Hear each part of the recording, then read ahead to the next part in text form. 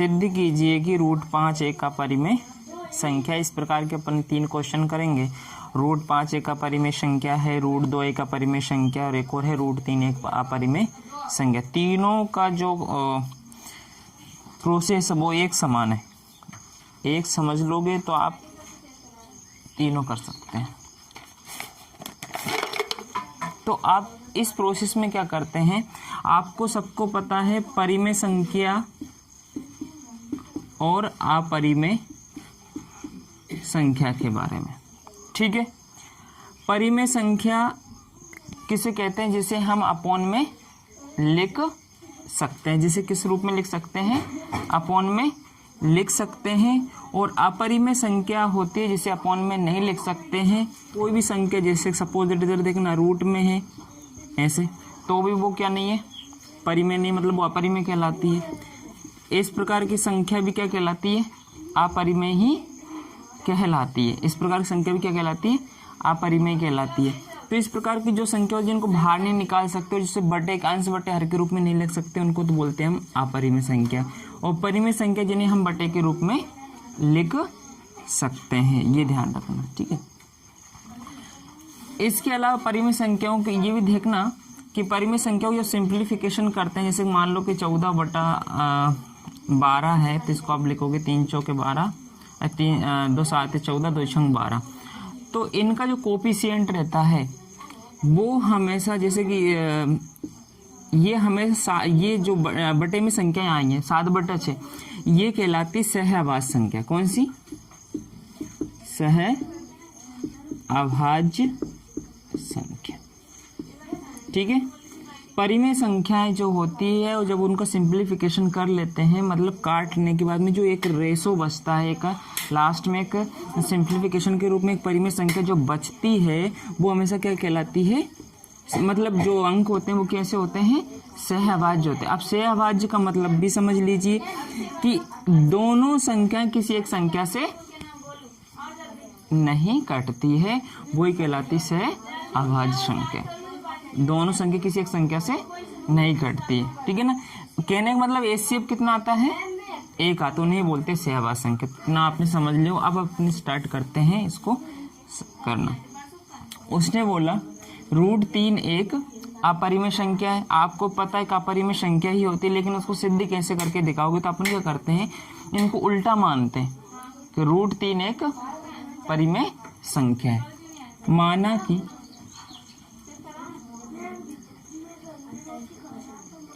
√3 एक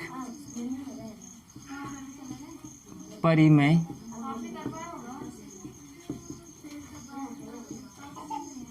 संख्या, ये आपने मान लिया, ये आपने मान लिया।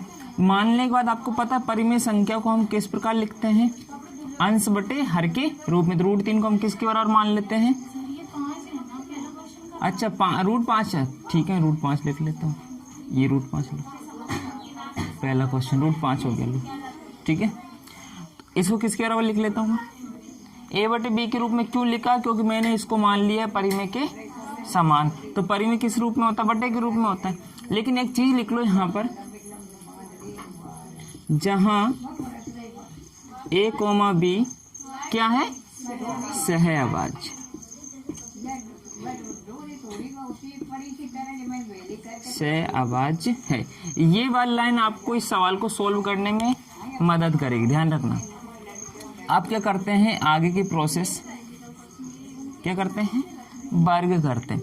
जैसे ही वर्ग करोगे तो बताओ आपका √5 का तो रूट हट जाएगा, अकेला क्या बचेगा 5, और यहाँ हो जाएगा a² और यहाँ पर b²। अब क्या करते हैं अपन, बटे में कितना है यहाँ पर 1 है, 1 का इंटू a में करोगे कितना हो जाएगा a², 5 का इंटू b में करो कितना हो जाएगा 5v², हो गया। अब मेरी बात ये सुनिए, जो 5 है वो किसको डिवाइड करेगा, मतलब ये समझिए, मैं अगर ऐसे लिख दूं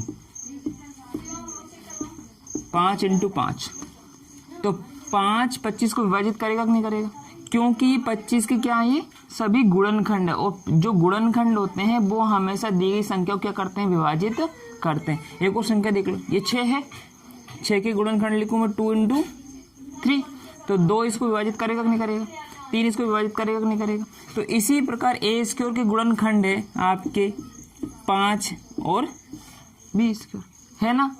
तो इसी प्रकार ये 5 इस ए स्क्वायर को विभाजित करेगा या नहीं करेगा, करेगा। कौन सी मेथड से, क्योंकि ये ए स्क्वायर के क्या है, गुणनखंड होते हैं और गुणनखंड हमेशा जो उसकी संख्या होती है उसको क्या करते हैं, विभाजित करते हैं। मैंने इससे समझा दिया आपको, ठीक है।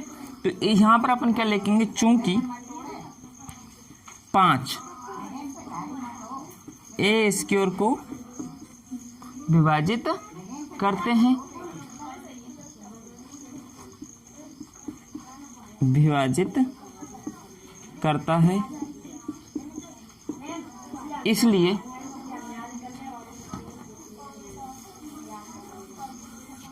इसलिए 5 यहाँ लिख दो, इसलिए 5 ए को भी विभाजित करेगा, विभाजित करेगा। समझना वापस, चूंकि 5 ए स्क्वायर को विभाजित करता है इसलिए यही 5 इस ए को भी क्या करेगा, विभाजित करेगा। अब ऐसा क्यों, देख लो वापस, ये क्या है, 6 का स्क्वायर है। सुनो, मैं अगर इस 6 को मैं तोड़ दूं 2 × 3 और इस पे भी लगा दूं पावर 2, समझना इस प्रकार जो भी है, या फिर मैं लिख दूं सब ऐसे मान लो। तो ये यहाँ पे इंटू क्या है, 2 है, ये 2 6 स्क्वायर मतलब होता है 36, क्या होता है 36। तो इसको तो डिवाइड करेगा, क्या करेगा, लेकिन साथ ही साथ इस 6 को भी डिवाइड करेगा। मतलब 6 स्क्वायर का मतलब कितना हुआ, 36 हुआ। इसके आप गुणनखंड करो, क्या करोगे, गुणनखंड करोगे, 2 दूनी 4, 3 12, 3 36। तो यहाँ पर एक गुणनखंड ये, तो ये प्रत्येक गुणनखंड होता है इस पूरी संख्या को तो क्या करेंगे, डिवाइड करेंगे ही करेंगे, साथ ही साथ जो 6 होगा उसको भी क्या करेगा, वो डिवाइड करेगा। तो यहाँ वही लिखा है 5 ए स्क्वायर को विभाजित करता है इसलिए 5 ए को भी विभाजित करेगा। एक दूसरी लाइन भी होती है, आप यहाँ लिख सकते हैं 5 ए स्क्वायर का गुणनखंड है इसलिए ये ए का भी गुणनखंड होगा। मैंने आपको पहले क्या लिखवाई थी ये बता दो, वो लिखवा दूं मैं, गुणनखंड वाली, तो वो लिख देते हैं भैया। दोनों का मतलब एक ही है, जो संख्या विभाजित करती है उसे गुणनखंड बोलते हैं और जो गुणनखंड होता है वो संख्या उसे विभाजित भी करती है। समझ में तो आ रहा है ना। तो मैं यहाँ कर लिख देता हूँ 5 ए स्क्वायर का गुणनखंड है इसलिए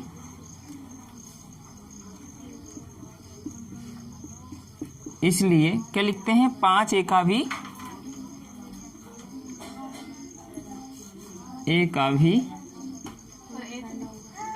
अच्छा ये भूल गया मैं ना, 5 ए का भी गुणनखंड होगा। बस इस लाइनों को अच्छे से समझ लो क्योंकि थोड़ा सा कठिन लगता है, बच्चों को छोड़ देते हैं, कुछ टीचर भी इसको छोड़ देते। पिछली बार इसको डिलीट कर दिया गया था इस चैप्टर को, इस पूरे इसको। अब आगे देखिए, अब क्या करते हैं आगे, इस ए के बराबर अपन कितना मान लेते हैं, पहले तो ये लाइन लिख लिया आपने कि 5 ए स्क्वायर का गुणनखंड है इसलिए 5 ए का भी क्या होगा, गुणनखंड होगा। इसलिए हम लिख सकते हैं, हम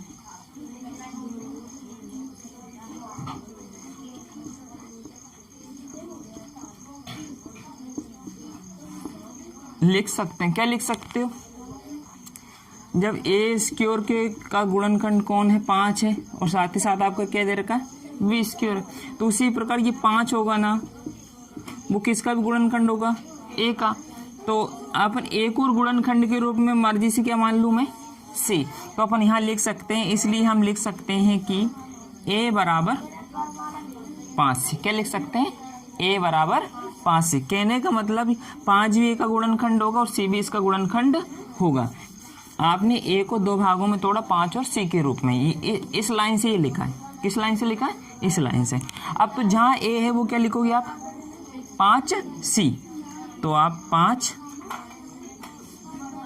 इसमें रख रहे हैं, देखना ध्यान से। 5c पावर कितनी लगा दूँ?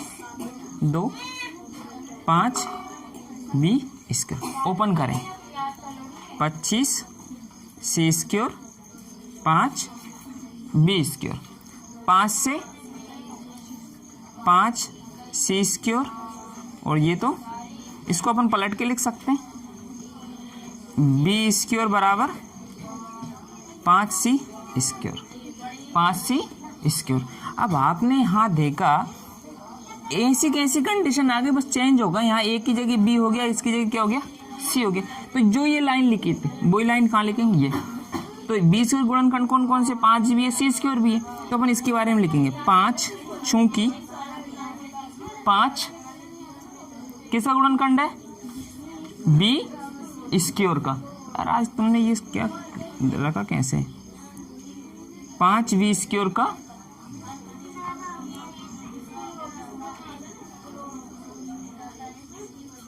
गुणनखंड है, इसलिए 5 किसका गुणनखंड होगा? अकेले b का भी।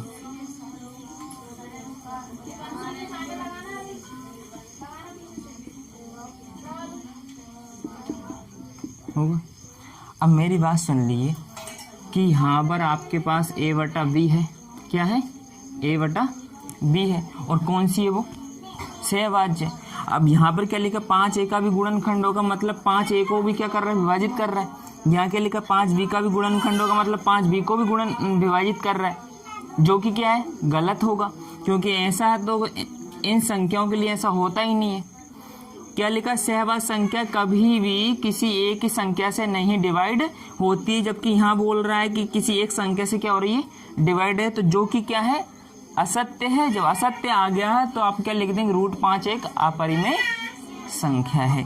तो अपन नीचे लिखते हैं जो कि क्या है? असंभव है या सत्य नहीं है, जो कि, चलो इधर दिख नहीं रहा, इधर लिखता हूं, जो कि संभव नहीं है। अतः क्या लिखेंगे? √5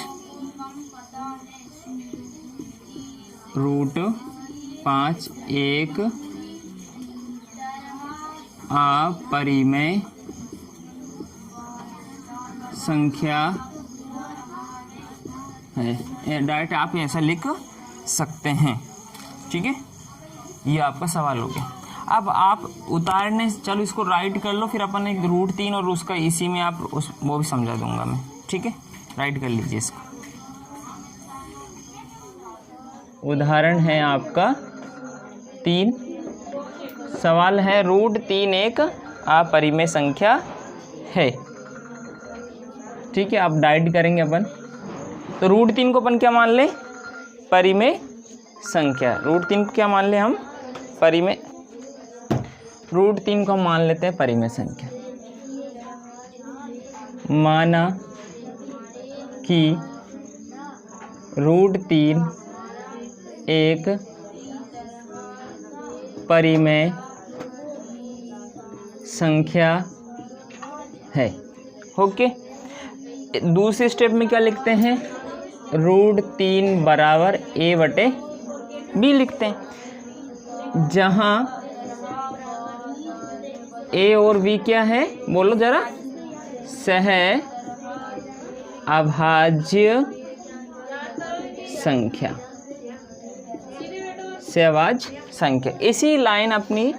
इसी लाइन से अपन को सिद्ध करना है कि उसमें क्या आएगा कि कोई एक ऐसी संख्या आएगी जो a को भी डिवाइड करेगी और b को भी डिवाइड करेगी, और अपन बोल देंगे ये कि क्या संभव नहीं है। जबकि सहवास संख्या क्या कहती है कि हम दोनों किसी एक संख्या से नहीं कट सकते, उन्हें ही बोलते हैं हम सहवाज संख्या, या फिर जिसका एचसीएफ 1 हो उसे बोलते हैं सहवाज संख्या। चलते हैं आगे की प्रोसेस, ये 2 स्टेप हो गई। इसके बाद में आगे के स्टेप में क्या लिखते हैं अपन, वर्ग, मतलब वर्ग करेंगे आप।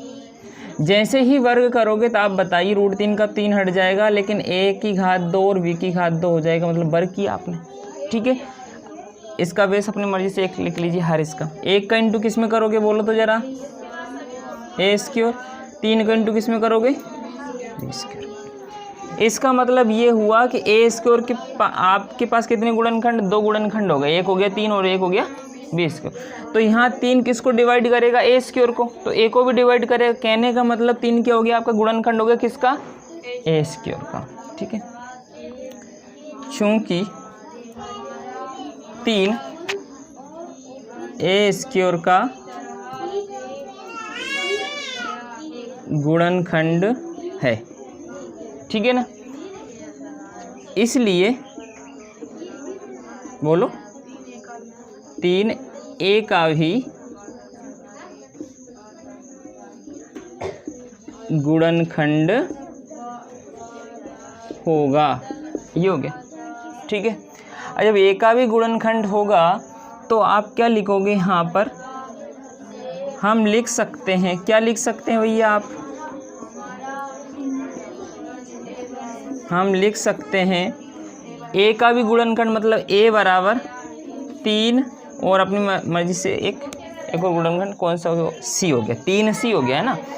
तो आप a बराबर जैसे 3c लिखोगे तो यहाँ पे a को रिमूव करके नहीं, आप a की जगह क्या लिखोगे, 3c।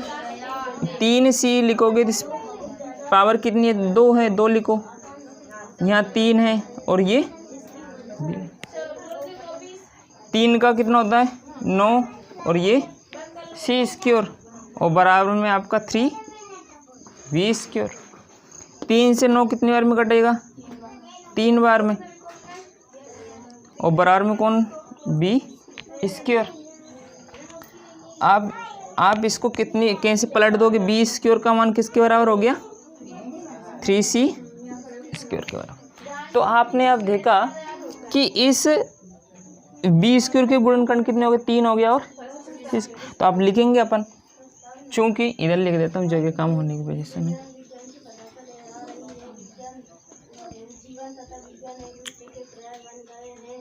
चूंकि 3 b² का गुणनखंड है, इसलिए b का भी क्या होगा, गुणनखंड होगा।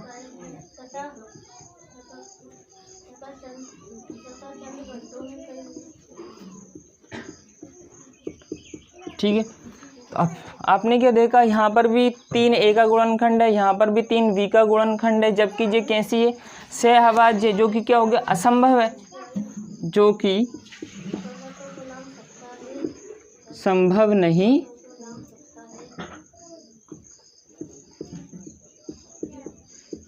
अतः √3 एक क्या है, अपरिमेय। आप यहाँ पर ये भी लिख सकते हैं, अतः हमारे द्वारा माना गया कथन √3 एक परिमेय संख्या है असत्य है, अतः √3 एक परिमेय संख्या, ऐसे भी लिख सकते हैं जो आपकी है ना। तो अतः √3 एक अपरिमेय संख्या है।